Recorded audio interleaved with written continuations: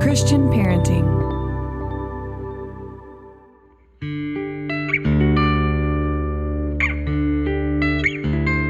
Aloha, friends. Welcome to the Boy Mom Podcast, powered by Christian Parenting. I am Monica Swanson, mom to 4 boys, podcast host, and author of Boy Mom, What Your Son Needs Most from You. Here on the podcast, it's my goal to bring you practical advice and biblical wisdom for raising boys in this sometimes crazy world. You can always find show notes over at monicaswanson.com/podcast. I'm so glad you're here.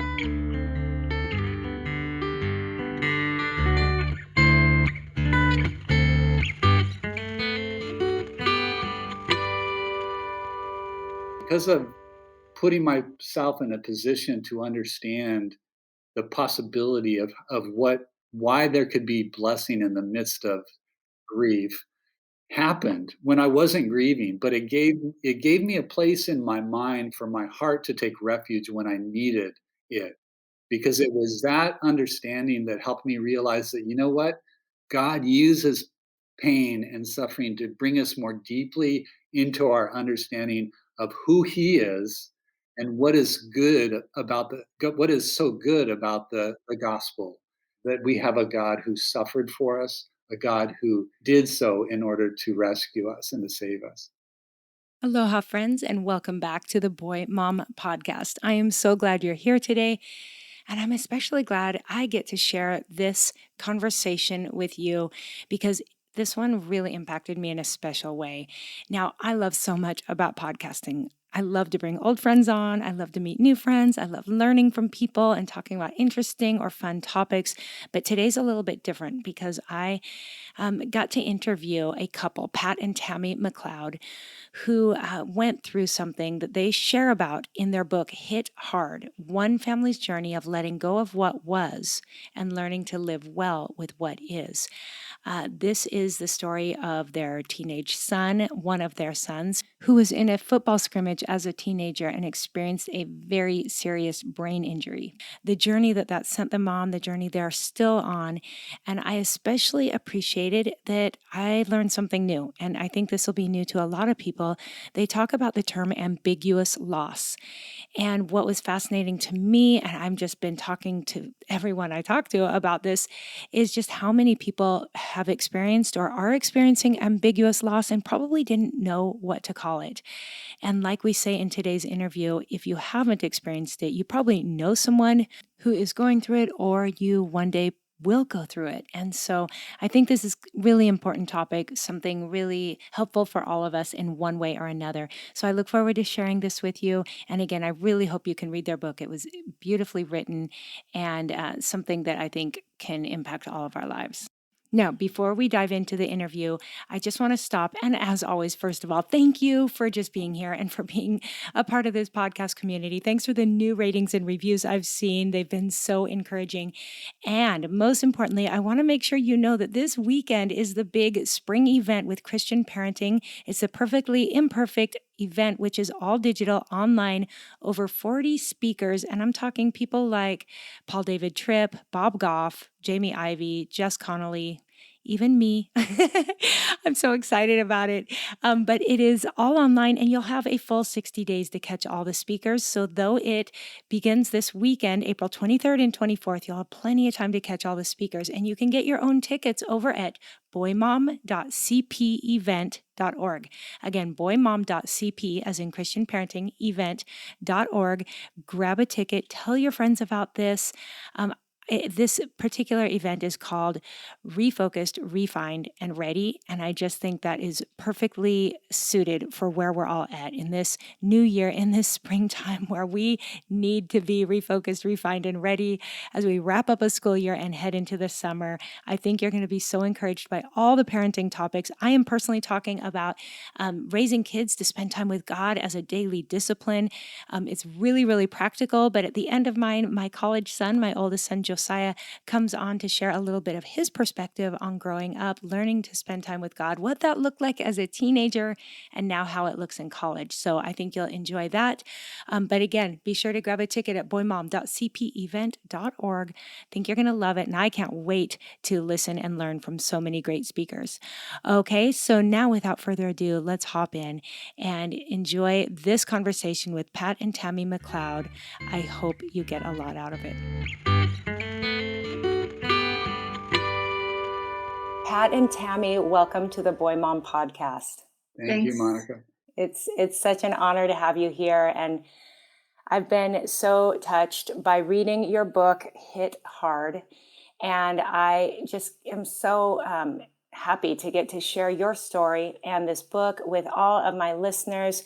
Before we dive in and just kind of chat about your family and your story, would you just give a brief introduction to who you are and where you are and all that? Pat and I are Harvard chaplains for Cru. So we've been working for 36 years with undergraduates, 18 to 23-year-olds, and love college ministry. I can add to that, I guess. We're currently in the city of Boston. We work directly with students at Harvard. We're also heavily involved in an international partnership with a place called Mama Lodi, which is on the outskirts of Pretoria, where we've been taking students for the last, I think, 13 years to do a service learning project. It's basically a supplemental educational program for at-risk youth in the townships of South Africa. And we have 4 adult children, 3 of whom are boys. So I'm so glad to be here. Yes. And what are their ages now? 31 to 23. Wow. Oh my goodness. So it's a new season for you. Yeah. My goodness. Well, we chatted briefly before we started the interview that my husband has a background with Campus Crusade for Christ, which is now called Cru.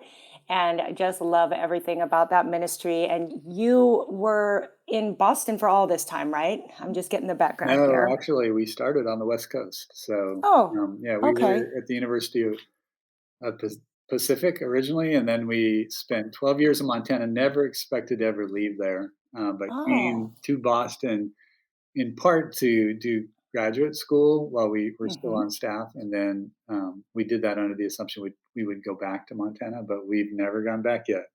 Wow. Okay. And so is Montana home for the two of you, or where did you come from? It's where we were married, but I actually am the native of Montana, and I pulled Tammy all the way from Pennsylvania. Okay. Wow. And now Boston is home, and you've got an amazing community, it sounds like, there. Yeah. Yes, and one of our friends who lives here in Boston was a Harvard graduate, and he was from Hawaii. So we've actually spent time at his house in Hawaii, and there's good memories when we think about talking with you right now. Oh, yes, that's so cool. Well, I've never been to Boston, so I would love to go, and just sounds like such a beautiful part of the world. Well, we are going to dive in and share a little bit of your story, and I've been really enjoying reading your book, Hit Hard, One Family's Journey of Letting Go of What Was and Learning to Live Well with What Is. This book has really touched me. I've shed quite a few tears reading it. I've laughed. It's so beautifully written.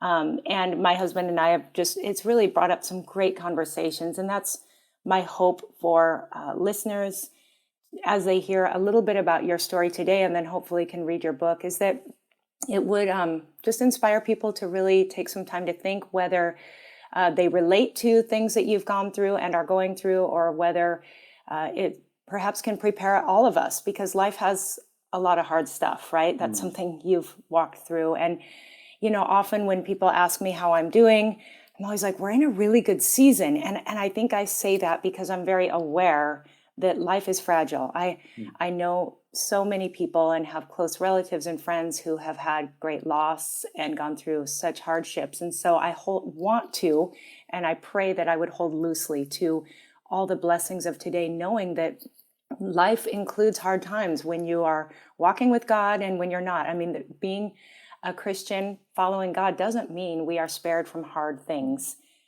And you guys have gone through something really, really hard. So if you are comfortable doing it, would you just take readers through kind of this, what the book is about, maybe just what was going on when you walk through this very difficult time with your son, Zach? Sure, I can open the conversation and the story Sure. by telling you how this all began. Tammy and I were actually at the first large group meeting of the entire school year. And if you can imagine it, the meeting had just ended. It's sort of like the ending of a rock concert because there's a lot of singing, a lot of young people who are really excited to see each other, having been on opposite sides of the continent. And we even had some Hawaiians in that group.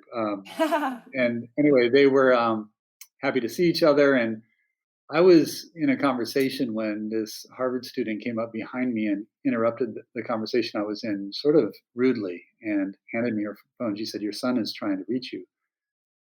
It was our third child, Nate, who was home alone that night. And our youngest son was actually with us at the meeting.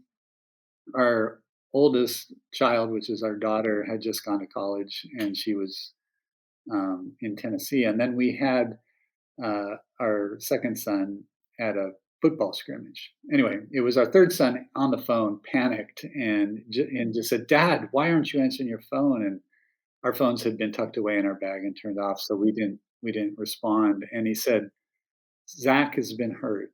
And that's his brother, his older brother. First of all, parents were calling, and then the coaches started calling, and now the hospital is calling, and they need to talk to you. They said Zach collapsed. He's being airlifted to a hospital and that he has to undergo a brain surgery and they need your permission. And I was stunned, but within seconds had gathered Tammy and son Soren, and we were racing down the road to get to this hospital. When we arrived, we met with the doctor in the presence of Zach, who was intubated and still dressed in his football uniform and unconscious. He explained to us that he had suffered a bleed inside the brain cavity, and that they were going to need to open up the skull cap, evacuate the blood that had accumulated there, and cauterize the vessels to stop the bleeding. And then he informed us that this could result in death. And he said, but he could survive and he could have a full recovery or anything in between. We signed the paper and then were given a chance to pray with Zach, and then they whisked him away. And 5 hours later, the nurse came and got us, brought us to meet with the doctor, who informed us that Zach had survived and that they would just have to wait and see. And basically, he not only survived that surgery, but he survived another one that came a couple days later, and two more that came further down the road. Uh, and our marriage has survived. So has our family survived. Our faith has survived. But a portion of Zach's brain did not survive. And that's our introduction into the world of ambiguous loss. Wow. And you tell the story so well, today, but also in the book, just walking through it. I love that you each share your stories, so it kind of goes back and forth between each of your perspectives, and it was gripping. I had some very late nights because I couldn't put the book down. So beautifully written, really draws us in, and also just makes you realize that in that moment when that person interrupted you at the meeting, like everything changed, right? And every parent's worst nightmare just happened, and yet you didn't have time to process because the next months literally were just all consuming, right? A lot of time at the hospital, rehab center, and yet you had these other children. So maybe either of you walk us through some of those times. Tell us what that was like. So he went from the ICU to an acute rehab, and he learned to walk and sit and eat again.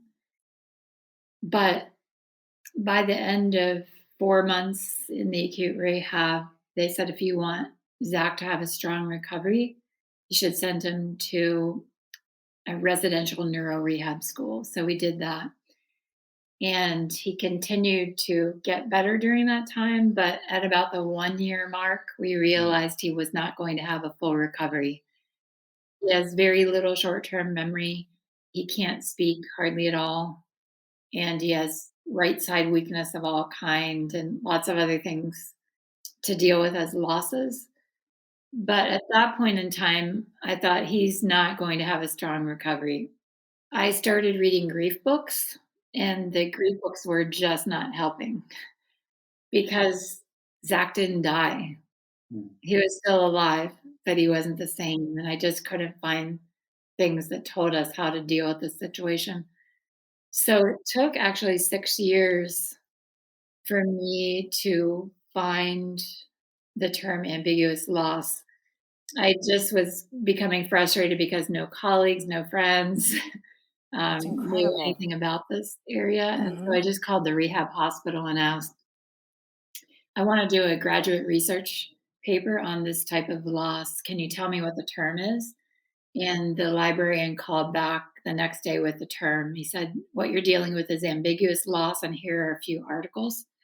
Wow. So I clicked on them, read them, ordered Pauline Boss's books right away, and she talks about 2 types of ambiguous loss. The first is physical absence with psychological presence. So that would be like people missing due to war, terrorism, natural disasters, kidnapping, incarceration, divorce, adoption, immigration. Or psychological absence with physical presence is the second type, and that's what we're dealing with. So traumatic brain injury, Alzheimer's disease, other dementias, chronic mental illness, and addictions. mm. And That covers a lot. yeah, I'm thinking a lot of people listening, one of those two categories must have, some experience with one of those two. And yeah. or if they don't, they inevitably will. That's right. Yeah. That's right. Wow. And I'm thinking, Tammy, that must have felt somewhat affirming or like a relief to find what it was you were dealing with for all those years, to just have a name for it. Yes. And Oh, Pauline Boss, who coined the term, she said that rarely is there acceptance for ambiguous loss, and there's never closure. And when she said the words never closure, I was like, oh, finally somebody understands me. yeah. Yeah. Oh, I can imagine. And as you share in the book, the two of you uh, really walked through this whole process differently. I mean, Mm, thank God that you stuck it out together. But I think we're all wired so differently. I imagine if my husband and I went through something, we would have very different ways of handling it as well. But I see for you, Tammy, that was so important because you were really living in that place of grief, mm.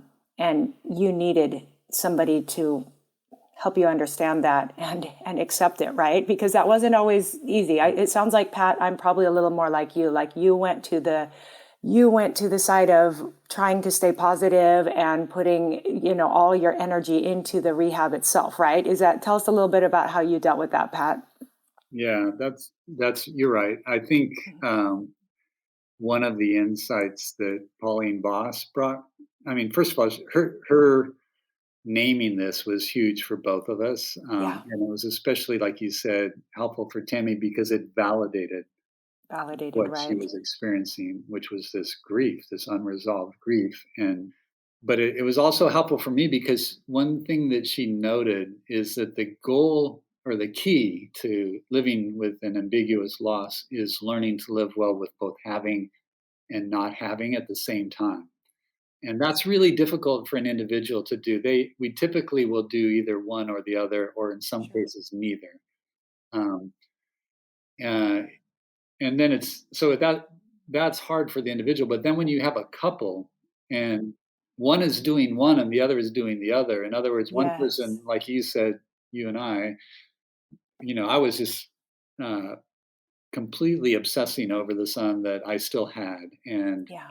uh, for the most part, in complete denial about the son that I had lost. And Mm. Tammy was just the opposite. She was treating it as if he had died, but having, her challenge was revising her attachment to the son that's still there, given so much of the way she had connected to him and bonded with him was gone in an instant, So that's really the story you're talking about that Hmm. is probably the main one of the main storylines of this book is that, how that I mean this is why a lot of marriages don't survive things like this kind of ambiguity because people do get frozen in the process because of the lack of validation, the lack of closure, the lack of a ceremony that actually marks a significant loss. All that stuff was absent, and it just leads to depression. It torques the relationships, not just between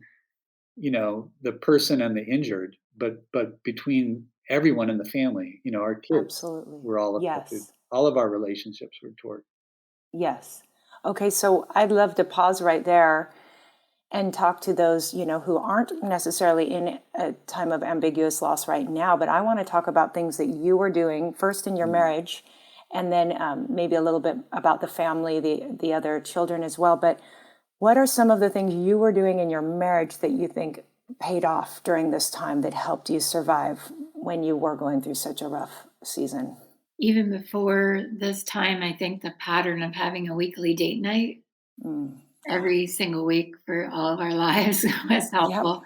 because we were going into this Mm. tragedy with a really strong bond in our marriage. But then once we hit it, one of the best things we did was go to grief counseling. And I remember there, the thing that stood out to me the most was the counselor saying, be gentle with each other. So, because we were coming from two different perspectives and we couldn't really understand where the other person was coming from, we really had to tone it down and be gentle in situations. Practically, we decided we already had the rule of don't talk about tough things after 9 p.m. at night, I love that. but we added to that save the really, really intense conflict for the counseling office. Mm. Wow. So we didn't try to get into the really big things on our own. Good. We tried to Yeah. do that in front of another person who could help us filter through those.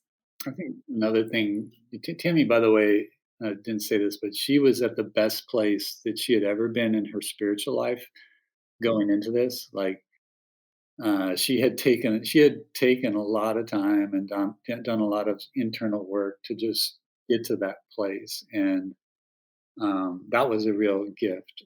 One thing I will say along the lines of what I think you're getting at is that I remember a couple years before this happened, I actually studied the Sermon on the Mount, and I gave Mm. a talk. I actually usually when I study passages, I try to write a message on them, and that's one of my favorite parts of the Bible study process. So I had given a talk on Jesus' words, "Blessed are those who mourn, for they shall be comforted."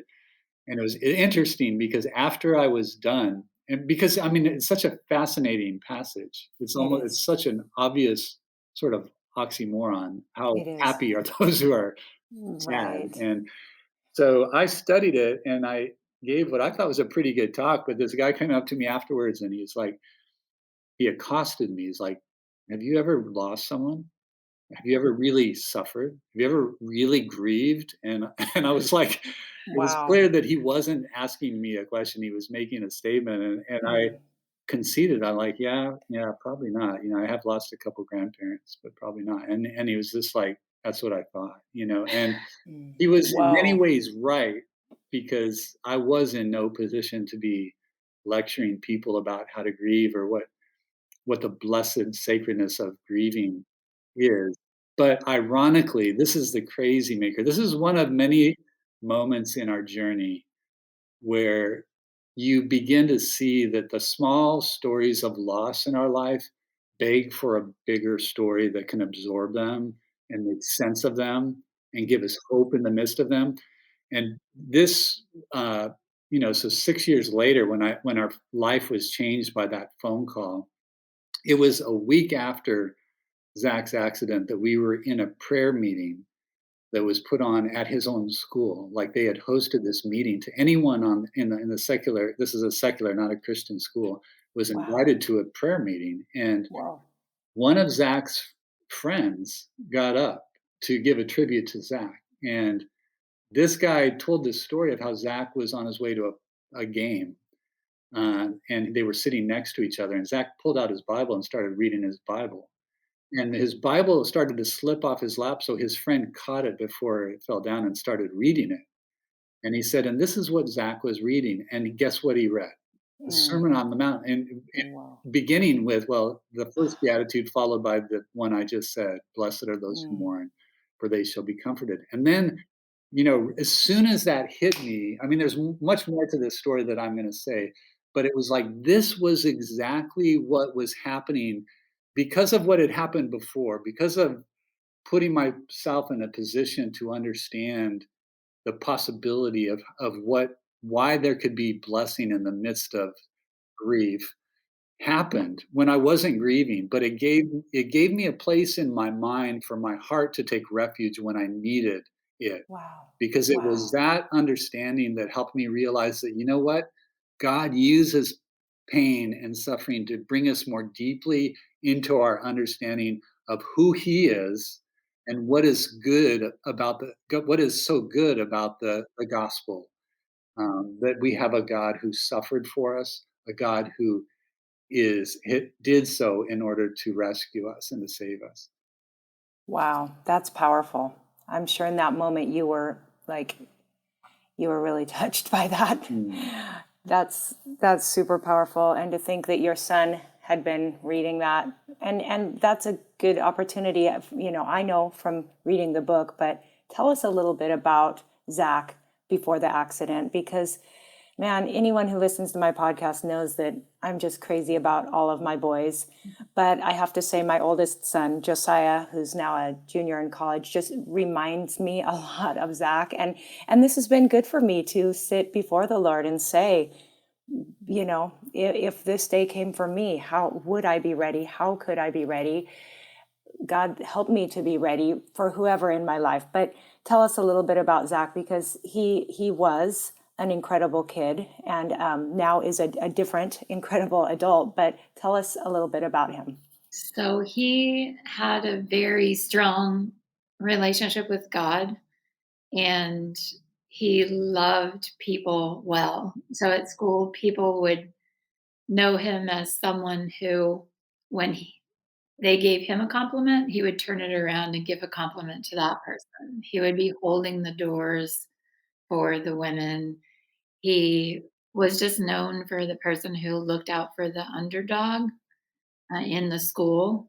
So some of those parents of those children called us afterwards and talked about how much their child missed him being an advocate for them at the school. And he loved other marginalized people, like people who are unhoused in Harvard Square. He actually knew them by name, and he would take them food Hmm. with some of the money that he got from. And this was as a 16-year-old, right? Yes. Yeah. So he was just a great kid, a strong athlete. So he played football, basketball, and lacrosse. And Good looking kid, too. Handsome boy. And he had a heart for missions, right? yeah, he, after going to South Africa, wanted to move there, marry a South African, and adopt 10 AIDS orphans. Oh my We goodness. had a Wow. conversation right before his injury. He said, I think I might go and get my medical school degree. And then when I go to South Africa, I could be able to help with problems that they have in the township. So that was his Incredible. plan. He was going to go to med school and then move to South Africa and work in the townships. Wow. Tell us, if you would, the story of when he first was able to communicate by typing words in, what he wrote. That just really was a cool story. Yeah. So, okay, now you're gonna make me cry. Well, I'll you try. won't be Tammy alone. pointed to me. She said I can try to tell you. So, Zach. had formed some really, really close friendships that last time that we were in South Africa before his injury. And interestingly, he and I were having this conversation about these children that lived in a disabled children's home that we stayed in, and we had formed really tight bonds with these kids, fallen in love with them, and we were reflecting on that over breakfast. This was the week before his injury, and then Zach turned to me suddenly and he looked at me and he said, "Dad, I've just wondered if God would ever have me become like one of those disabled children." And I remember taking it was a weird comment. I took it very seriously though, and just said, "Zach, if anything ever happened to you and you did, we would love you the same way we love those kids." And he goes, "Yeah, yeah, I know." Well, a few days later, we get the call, and that first 4 oh, let's see, what was it, 5 weeks, 6 weeks in the ICU, Zach hardly said a word. He could just basically respond to us, but not really form a sentence. And when he finally got put into the rehab hospital, it was the second or third day there. Our whole family was around him, and started trying to say something to us. And so we pulled out this little typewriter. That it was not a typewriter, but it was a picture of a keyboard on a piece of paper, on a cardboard paper. And I said, "Zach, just point to the word you're trying to say." And so he said, he pointed to a D and then an O, and I'm like, "Do what, Zach?" And he kept going. He pointed to an N and then a T. Don't what, Zach? And then he spelled go, and we're like, "Don't worry, Zach, we're not leaving." But he was still going, trying to communicate something. So it was like a game of charades. Everyone was Yeah. guessing what Leaning he was in. saying. I Yeah. can see it. And finally, we figured out what he was saying, and it was for us like a commencement address, like beginning this new phase of his recovery in earnest. He said, "Don't go back to Africa without me." Wow. What a heart. The things that did stick with him, and he has continued to have a heart for the Lord, right? He prays even through all of this. You've seen that core of who he is, right? Yes, even when we call him at his group home right now, he requires one-on-one care 24 hours a day, so people have to sit up with him all night. And sometimes when we call him, he's on his knees by the couch in the house where he lives, Wow. and he Wow. would do that all the time. My bond with Zach was not just a strong mother bond, but a strong spiritual bond. So we would pray every night before bed. So he's just praying all the time. And And he still likes to do music with you, right? You worship together? Mm. yeah, so yesterday he just got out of COVID lockdown for the first time. And we got to sing in a Lenten service So it online. was awesome. And so his left hand still works and he still has short-term memory. And so Long-term memory. Long he term. still has long-term Yeah, memory. right. So he knows all the chords. So he plays the left hand, and since his right hand doesn't work well anymore, I play the right. So I reach around him and play. Oh, wow. That's So we awesome. got to do that yesterday in church. Oh, my goodness. That is incredible.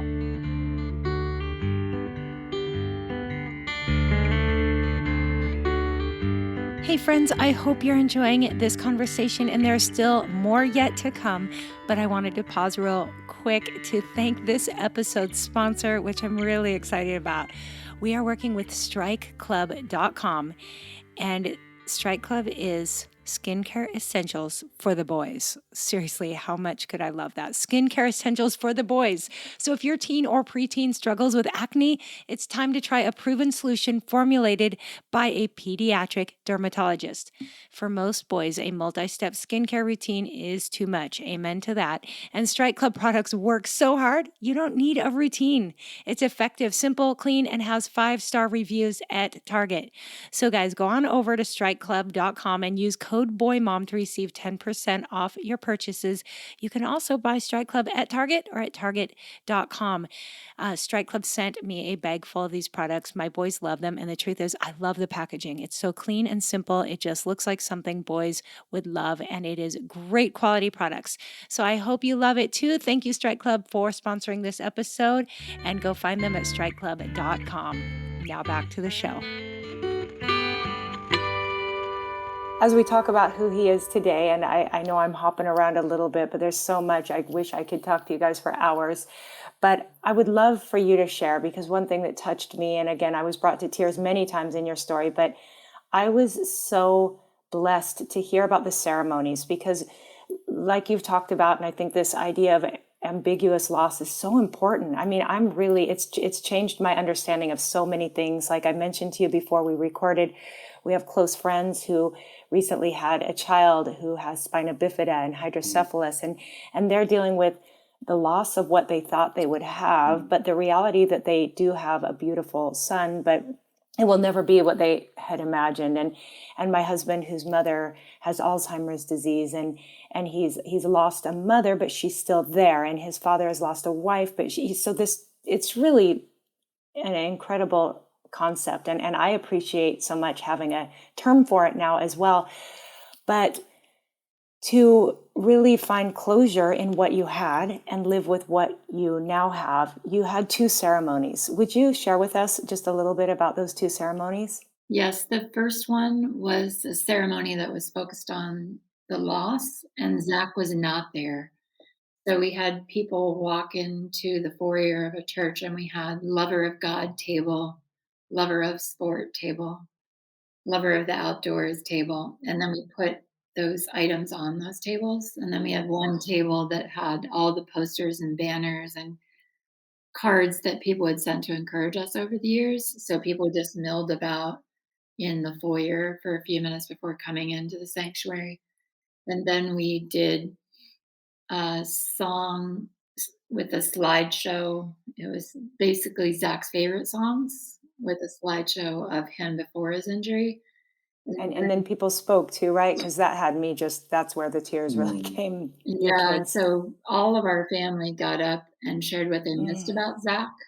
mm, So I talked about missing watching him on the athletic fields and playing worship songs with him and praying with him and just him asking me how I'm doing. So mostly I missed his voice, being able to relate that way. And then each child got up and shared what they lost. And that was so helpful to me because I got to hear from their point of view what they lost. And then we gave people 5 minutes of silence to write on blue cards things that they missed about Zach. And then some got up and spoke there, which was really meaningful. And then we just played a song that I had written for Zach with a slideshow Pat made. And we did actually a litany of ambiguous loss. And the person who works at Stanford and does the same job we do wrote that litany, and we said it together. And then when people walked out, they dropped their cards with the losses in a bottle to show that verse that talks about God holding our tears in a bottle. so good. So then, Pat, if you could just talk about the second thing that we did. Yeah. So when Tammy, came up with this idea, it wasn't the first time that she had recommended that we do something on the anniversary of Zach's accident. She had been doing that every year for probably 5 years. And I thought that was a terrible idea. And I just didn't want to go there, mostly because, of what I was doing, which was suppressing my grief and sadness. And so, but she actually, that proposal was accompanied with, initially her dropping her research paper on my lap and saying, read this. And it was, Yeah. I wasn't surprised at all that it was about grief. What I was surprised by was that she had a name for the kind of grief we were experiencing. And so I got sucked in, and it just so happened that year, Zach's birthday and the anniversary of his accident are, only 2 days apart. And between them, that was a Saturday, a day off. And I thought, well, let's just do both in one day. That way we will have a chance to gather with people, not just who knew him before his injury, but even people who have come to know him because of this accident. And we could celebrate his life on the same day that we acknowledge the losses that came with his accident. Wow. It was a great day without a doubt, and Mm.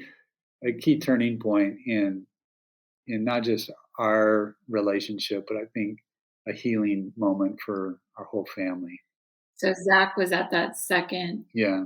basically, Mhm. it was a birthday party, Birthday party. Oh. and, he was hugging everyone as they came in, and then we had people write on gold cards what they loved about Zach, and then they got Mm. up at a microphone and shared those things, and then you would hug each one. So it was an Mm. amazing party. Mm. Wow. He's a hugger, right? Yep. Oh my goodness. Yeah. And it just full of joy. Yeah. He's Yeah. The most sounds happy, like joyful person I know. wow. Wow, that is incredible. Well, as we talk about these two ceremonies, Pat, you're talking to a bunch of boy moms and some dads. And I think that one thing I read and would love for you to expound on a little bit here is just your process as a man, Mm. learning to accept and deal with and acknowledge Mm. the grieving process yourself. Do you Mm. mind sharing a little about that? And Sure. maybe too about your sons. I'm sure that some of this you've walked through with them as well. Yeah. Yeah. Well, Monica, thanks for pointing out those things. I do want to say this, by the way, because I know your audience is moms, and I do think that Hit Hard is a book that will connect with moms. It's been driven by a mom for sure. But this never would have happened if Tammy hadn't been Mm. persistent about us doing this together. But for those moms, if who will read this book, there's an important father son story in this book, and I think there's a football story, there's an underdog comeback story, a sports story. Hmm. It's a little bit of a theodicy of search for Yeah. God in the face of pain and tragedy and suffering. But I think most people are going to read this because it talks about the most important relationships in life, not just a mother and a child or a husband and a wife, but a father and a son. So, and I think the one of the big takeaways for this for me is that, and I think in general, I don't know that America culture, at least white, I'm a white person, and I don't think we're really good, especially on the man side of with grief. In fact, it's not just that we are never taught how to grieve, or it's not never really modeled to us. But in some cases, like mine, you're I was raised not to. I was taught not to grieve. Like you don't Sure. acknowledge your pain. Yeah. You don't cry. Big Hmm. boys don't cry. You tough it out. You Mm. stay focused on the positive. You show no visible sign of weakness. These are the messages that Yeah. a lot of men in our society internalize, and as a result, I just felt like it was weak to Hmm. to to really acknowledge those emotions. And for sure that summer when we did that, when we prepared for that event, was a turning point, because what I did in preparation of that gathering is I was in charge of, well, I wanted to make a movie, an iMovie, that would take my favorite pictures of Zach before, uh, and put them to music uh, of his favorite music before the injury. And oh my goodness, doing that, Mm. daily for I can't a couple imagine. months was such a cathartic thing. And I began to realize that it's like when those tears began to flow, it almost felt like poison was coming out of me that had been inside, that just needed, if it didn't come out. Writing the book did the same thing. I mean, a couple of those chapters that I wrote, one, one of them I wrote from the same seat in the Starbucks in Harvard Square every day for 3 days. I just went to that same seat, got there early so I could get it. And it was a seat that it was be hard for people to see me cry, but but sometimes people would be sitting so close that they would notice this grown man sobbing, and I Mm. just felt like occasionally I just needed to tell them, "Listen, this is good. Don't feel bad for me because if I don't do this, I'm just Oh, this is poison coming out of me, and it needs to oh, get out. Just let me do my thing here." yeah. Wow. Yeah, so I think Wow. moms have a lot of teaching and modeling that they can do about how to deal with loss with sons. Sure. Mm. And dads might need to Yes. recognize areas that they, whether it's just the culture, how they were raised. I think this is so common. I know my boys have said, they've hardly seen their dad cry, and I try to try to assure them that he does have emotions. Yes. But I think that's so. I see this definitely as a need for men to talk to their sons about feelings in general, just emotions, Mm. Yeah. and have you. And we've hardly gotten to your kids in all of this, and that's a whole nother topic, and I'll probably just point people to the book because you do a great job of talking about your kids as well. But as far as the boys go, since we're on this topic of men and grieving, Pat, is this something that you were able then to Mm. help your sons through? I mean, I know Chelsea, there's some incredible stories about her walking through this, being away at college and coming home, and I know she was very close to Zach. But is it something you just opened up conversations and walked your sons through? I'm sure they've each gone through it differently. Yeah, they have some, two my two sons are very, other than Zach, are very different, and I Mm, actually think the oldest of those two did a pretty darn good job. I think he's pretty mm, emotionally connected, but maybe better than any of us at this. mm. Because he would be an example of someone who I think did both. He learned to live well with both having and not having. He didn't deny the loss; he grieved it, but he delights in the brother he still has, and is very affectionate. And those two really connect. And I will. This is if I could give one word of advice to like people out there that are not only like me in the way that I've already described myself as, but who might be Christian or Mhm. I I wasn't raised in a Christian home. I was raised by the father I told you about, who the only time I'd ever seen him cry was when his dad, my grandfather, died, and Okay. then I just think we noticed that, what, my dad just pulled a handkerchief out of his pocket and wiped his eye. I think Mm. he's crying, and that was as much as we saw. But we were Wow. both like, okay, at least there's one place where a man can show his sadness, at the funeral of a father. And then when I in college, when I became a Christian, the first Christian funeral I went to of an evangelical believer, they had turned the one place that I felt like I was safe to cry into a celebration of life. And so even Mm. in those, I thought, now that's something's wrong there. If Oh, yeah. the center of our Confusing. story, Jesus, when he showed up at a funeral, wept, Yeah. right? Right. And so, Right. it's not that it's wrong to celebrate the resurrection at a funeral. I think I mean, we should there should be some level of that, but it should also be a moment where we acknowledge that this world is filled with suffering, and that's really sad. And when we Yes. lose people, there's a real Miss them. loss that we need Yes. to allow ourselves to feel and to acknowledge together in a Mm. community. Oh, that's huge. That is so important. I'm really glad you said that. And I think that's something that we can even just talk about before we're in those moments with our children, with our husbands. Mm. That's just super powerful stuff that you've walked through. And again, I'm just so thankful that you shared about all of that. Well, I know that I can't keep you too much longer here. There's more topics that I would love to talk about, especially as far as the kids go. Kids are all adults now. Are you all in a community where everyone can see Zach? Has anyone moved away? Tell us, kind of bring us up to speed on that now. Our daughter is in Australia, so Oh, she's the country's locked down, so we haven't seen her right. for Australia's 15 crazy months. right now. Yes, Yeah, yes. I'm so sorry. That's hard. And then we have one son who's a senior at Harvard, and he's still with us because of the pandemic, because they're all online classes. And then our middle son is in LA, and we just got to see him for the first time in 50 months Oh. Oh, because of the wow. pandemic, and he does Yeah. come home in non-pandemic days, once or twice a year, and he always Mhm. loves seeing Zach. Mm. Yeah, so Mm. his he has a good relationship with him. Awesome.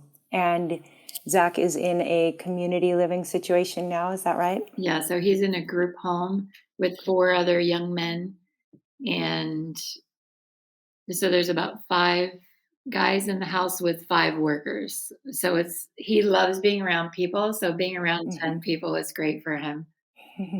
Yeah. I'm so glad you included pictures in the book of him before and now, because I just love seeing the smile on his face. My boys are big Tim Tebow fans, seeing him hugging Tim Tebow and all of you together. That smile just says so much, and it must feel so good to see him so happy Mm. despite the loss. Yes. Yes, It it, is. it is, and it's a good reminder that for me when you say that to acknowledge that our story, even though it is tragic compared to some of these other stories of people who what people are facing, and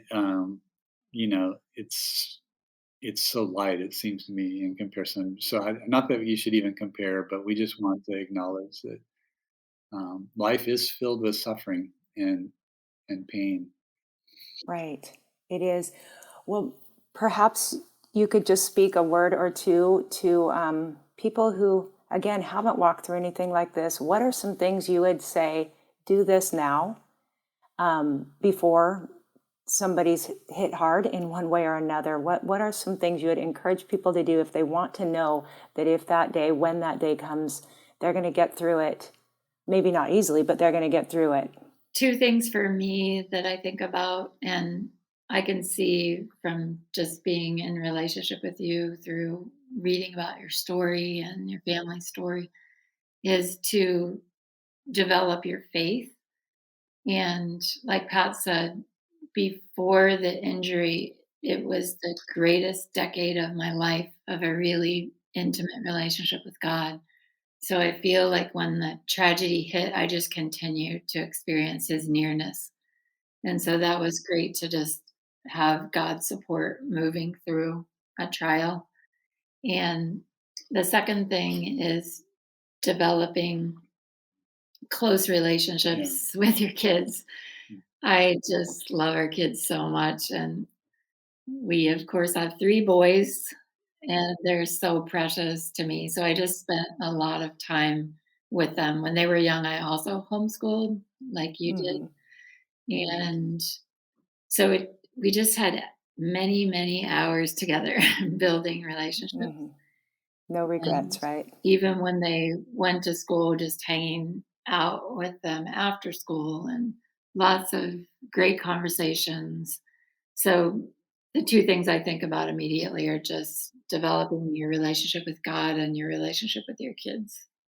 Yeah, I would add for me, s- we've been asked numerous times in interviews, especially in more secular contexts, how this has shaped, how this has affected our faith. And usually the assumption behind the question has been, wow, you guys are, chaplains and you believe in God and you believe God loves you, yet your lives have been wrecked by this tragic accident. How has that affected your faith?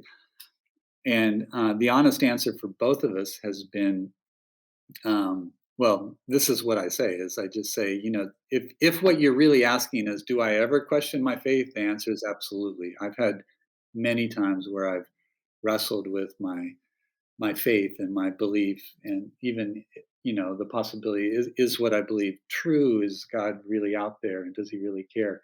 I said, but not none of those happened in the context of this with Zach, and it's actually to the contrary. Like the moments in my life where I have felt so overwhelmed by the presence of the living God in my midst.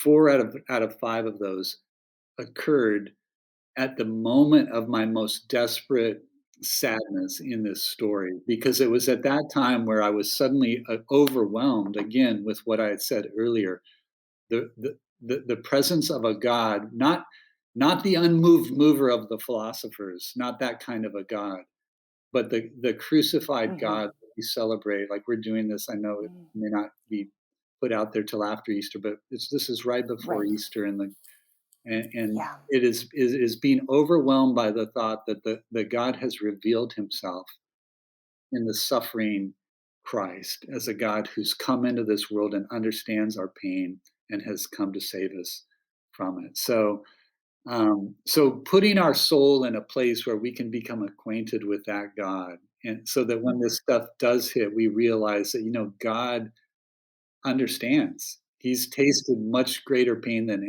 any of us ever will, but he's tasted it so that he can save us from it. Right. Right. Yeah, I love that. And as my husband and I were talking about your story too, my husband was just reminding me of how important it must have been just to have that eternal perspective as you walk through this, Mhm. knowing how much bigger eternity is than anything we walk through here on this earth. I love that for what you just shared, Yeah, because it really does point to that and the bigger story. Like you said, your story is a important story, but it's written within the bigger yeah. story, which is just beautiful. Well, guys, I'm so glad I got to meet you. And now I hope we can meet in person one day Yeah. and stay in touch. And, it would just be fun to share boy stories and talk more about crew and all of the things that you do. You have been back to Africa, right? Yeah. Yeah. Can I tell you Yeah, please. the story? So, Yes. you know, after about 3 years, Zach, it was clear he wasn't gonna have a full recovery, but he was well enough to make that trip. And Wow. we went ahead of him by a few days to get everything set, and then we put him on a plane with a really close friend. And that was quite a trip, and, a real, like, dramatic moment occurred halfway through the second flight to South Africa. It's like a 13-hour flight, and Zach had to go to the bathroom, and she took him, and she was waiting outside, and he was taking a long time, so she decided she would just go in and get him up, but she couldn't get in. He had locked the door, and so he waited a little while longer and started asking and getting no response, and then, every minute that beyond that, she was getting more and more panicked. Finally, she gets the flight attendant, and it's been like 15 minutes, and they're panicked, and so they find a way to open the door, and when they do, Zach, if you can just picture him with his hands clasped in a prayer position, seated with Stop. not going to the bathroom, his pants were on, he was just seated there praying, and Oh, Kat said, "Zach," and he didn't even open his eyes, he just stuck his finger up in the air like, "1 one minute, minute. please, I'm still praying." Stop right now. Yeah, that's our son, Oh, that's a good glimpse of our son. I have to meet him. I have to meet I him. hope you I want can. my boys to meet him.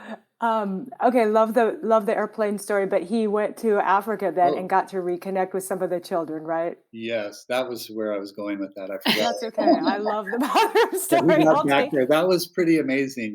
Nothing had really changed. Zach still had that Uh, same magical so, yeah. way of bridging the world Hmm. of you know disability, we call it, with ability, I guess. It was pretty awesome.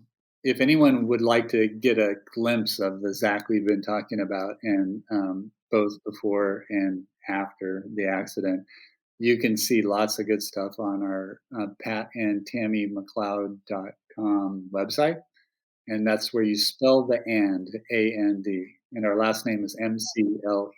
Great. Perfect. And I'll be linking to that in show notes for sure. And then you're also Okay. on Instagram, right? Yes, Pat and Tammy McLeod. Terrific. I will be linking to all of that. Well, I really encourage people to read your book. I can't wait to stay in touch with you and hopefully meet you. And whether I get to Boston and get to meet Zach or you all get to Hawaii, I hope we can connect in person one day. And Great. here, Monica. Thanks so much. You bet. Aloha.